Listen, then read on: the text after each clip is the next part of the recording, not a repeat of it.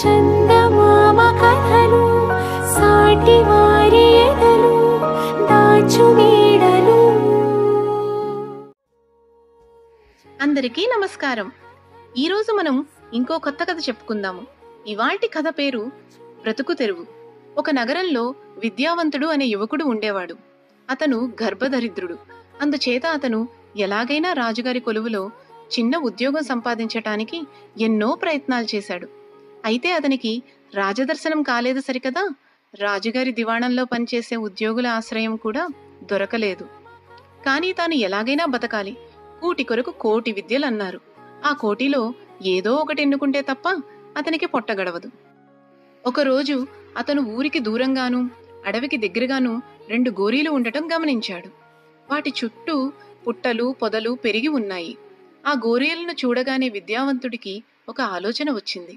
అతను శ్రమపడి గోరీల చుట్టూ పెరిగి ఉన్న పొదలను కొట్టేసి చుట్టూ ఉన్న ప్రదేశం చదును చేసి ముగ్గులు పెట్టి గోరీల మీద తులసి మొక్కలు తెచ్చిపెట్టి గోరీలను రోజూ పూలతో అలంకరించి పూజిస్తూ రాసాగాడు.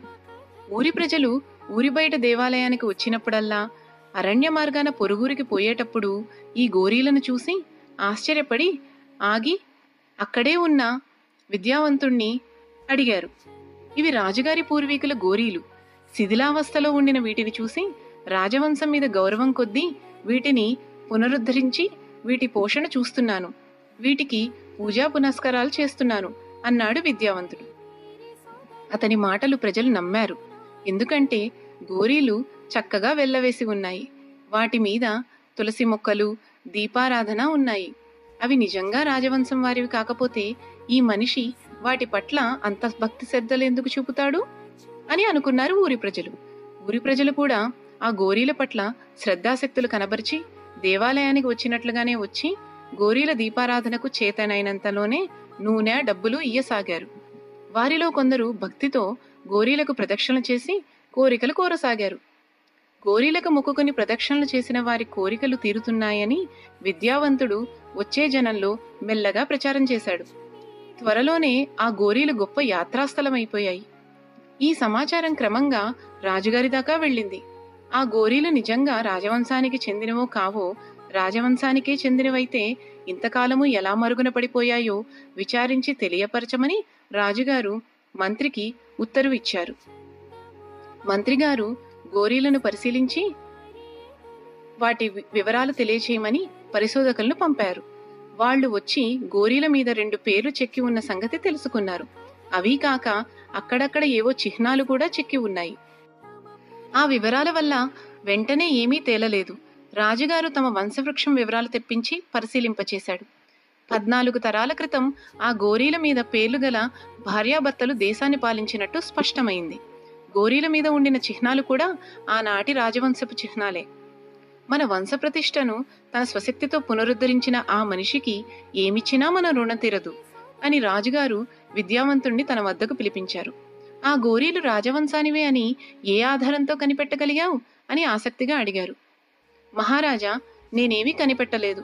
మరో విధంగా తమ దర్శనం లభించక కంటపడిన గోరీలను బ్రతుకు తెరువుగా ఉపయోగించుకున్నాను. నా ఈ మోసం తమదాకా వస్తుందనుకోలేదు. నన్ను మన్నించండి. నా మోసం ప్రజలకు చెప్పుకొని మరొక బ్రతుకు తెరువు చూసుకుంటాను. నేను గర్భదరిద్రుని. నాకు విద్య అయితే అబ్బింది గాని ఎంత ప్రయత్నించినా ధనం అబ్బింది కాదు అన్నాడు విద్యావంతుడు. నువ్వు ఎవరినీ మోసగించలేదు. అవి రాజవంశపు గోరీలే. మధ్యకాలంలో రాజవంశంలో దీర్ఘకాలపు కలతలు సాగి ఆ గోరీల విషయం పూర్తిగా మరుగున పడిపోయింది.